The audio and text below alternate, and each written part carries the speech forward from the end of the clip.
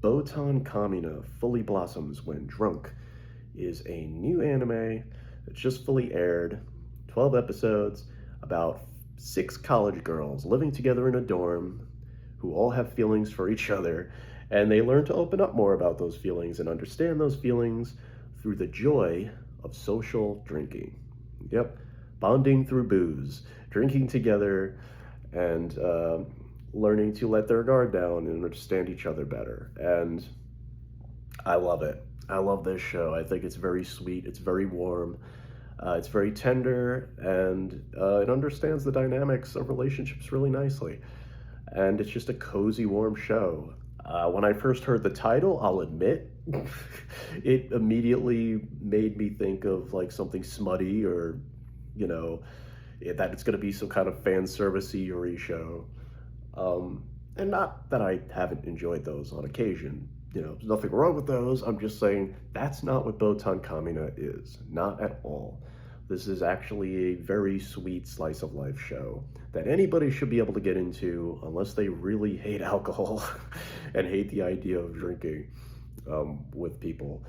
Uh, but I actually think it's really refreshing and really nice to have a show with all these Moe girls sharing drinks, one of them even likes to smoke, they're college girls, they're not high school girls. So it's like, it's refreshing to see that, but also it's just refreshing to see a show that like just celebrates the joy of people getting together and opening up through a couple of beers or a nice bottle of wine. Or this show covers it all, of course, because it is kind of a celebration of the joys of social drinking, whether it's at a bar or whether they're doing it at the dorm.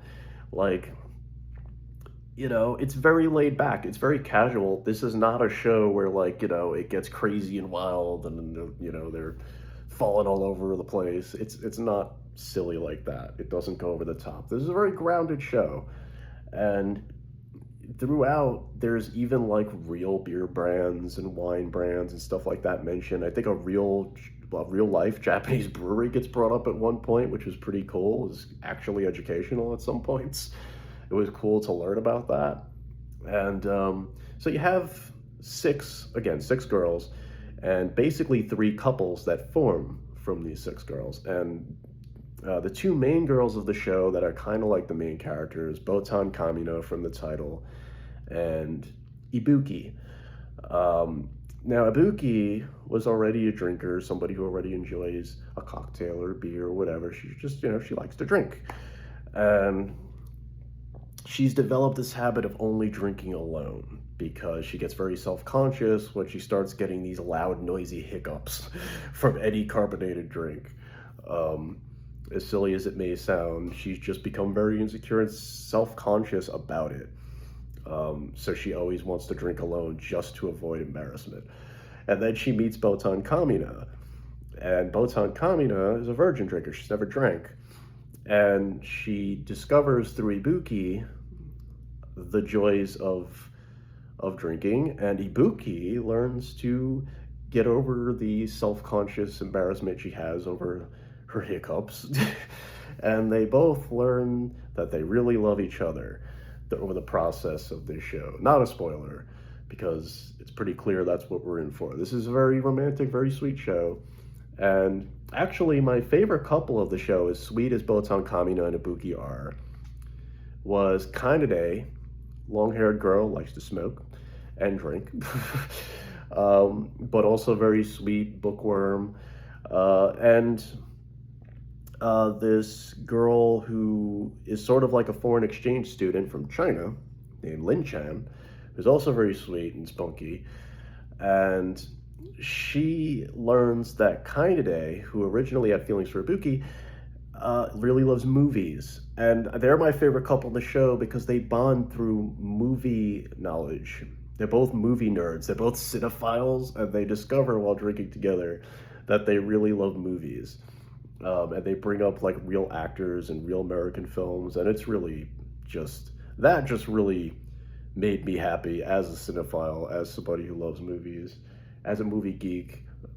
they immediately became my favorite couple in the show once that was introduced. Again, light spoilers, I guess, but none of this is going to ruin the joys of watching this show, so it's fine. But yeah, it's great. There's the third couple maybe aren't as interesting to me. They don't get as much screen time as these other two, but you have a girl who really loves guitar and another one who loves motorcycles, and they kind of get together and again discover through drinking that they share feelings for each other. And it never, again, this never turns into fan service. It never turns into a smut show of any kind. It's all very much just these characters learning why they like each other, and learning that alcohol is a nice fun way to sort of let your guard down and take the edge off and kind of get into that nice buzz that gets you talking more, and you know responsible drinking, folks. The joys of responsible drinking. um and it's really sweet, and it's also really honest, because you have this one episode where like Lin Chan overdoes it just a tiny bit, and they have to kind of walk her home, and because we've all been there. I mean, they are in college, so some of them are still finding their limits when it comes to that sort of thing.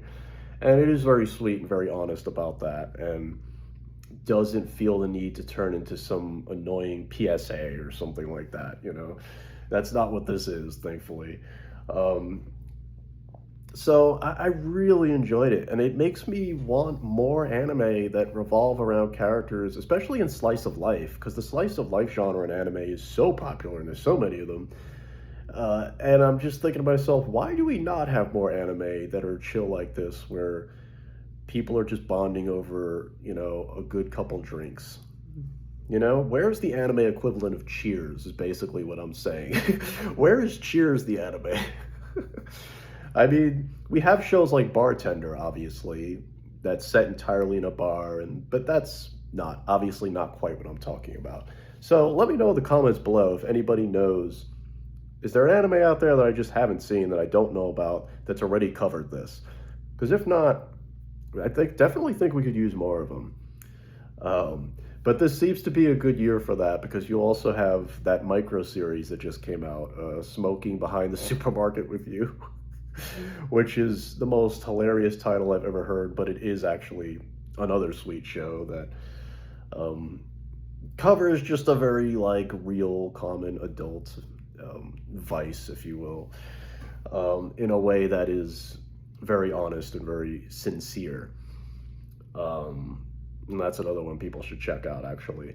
But yeah, Botan Kamiina Fully Blossoms When Drunk. This is a very sweet show, and I found it very refreshing. Unfortunately, as much as I did praise it, I do have to nitpick a little bit. There is a gripe. There is a problem this show has, and that's episode 3. Now, most of the season looks fine. This is a nice looking show. The animation is fine, character designs are sweet and everything. I would say it's kind of like a KyoAni looking show, semi-moe, whatever you want to call it. And it looks fine. But I do think episode 3 looks like dog shit. It looks like hot garbage. Terrible off-model character moments and still frames and still shots, and lots of really bad squiggly animation that just looks like shit. Like the production quality, for whatever reason, and this happens a lot, in a season of anime. It happens, but it's rare that you see so early in a season, just episode 3, a nosedive like that. Like, it goes into it looks like a different show. And it was so distracting that I had a hard time focusing on the plot of that episode, which is a real shame. I mean, there's nothing super essential in that episode that makes it, as big of a problem, but it is a shame that the whole season doesn't consistently look, good. And I do think that episode is bad enough because of the animation that it's a bit of a mark. That's the only warning I have to give going into this show. Episode 3 looks like shit. Just be ready for it. it you might be better off skipping it entirely because it is distractingly bad looking. Luckily, it does bounce back. Episode 4 all the way to 12 looks fine, but I do think that's a real disappointment because it looks bad. Like, it looks really rough. Um, so this sort of thing happens. I sympathize with these animators because I know it's a tough business, and those kinds of quality drops, they happen. Shit just happens, but it's the only flaw I feel this show has, because otherwise it tells a very sweet story with all three couples. All the characters are really wonderful, and there's some fun humor as well, but it never goes over the top. It never turns into a gag. It never turns into a farce, these girls drinking together. It's very sweet, very tender, very nice coming of age story.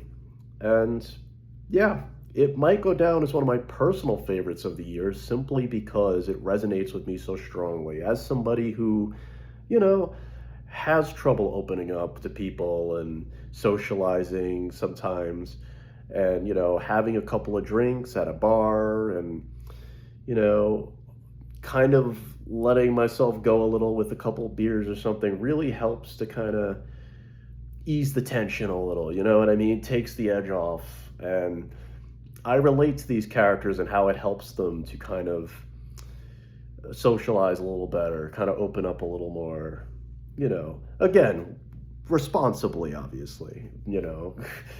I'm not saying people should rely entirely on booze to connect. I'm just saying this show shows how that can be a positive thing. You can have positive experiences sharing wine together, sharing a thing of sake or beer or whatever it happens to be, and I think this show does a wonderful job of just displaying the joys of that, and doing it with the utmost sincerity, because it could have been more of a smut thingy, and I'm glad it doesn't go there, because we need more shows like this. We need more shows like this.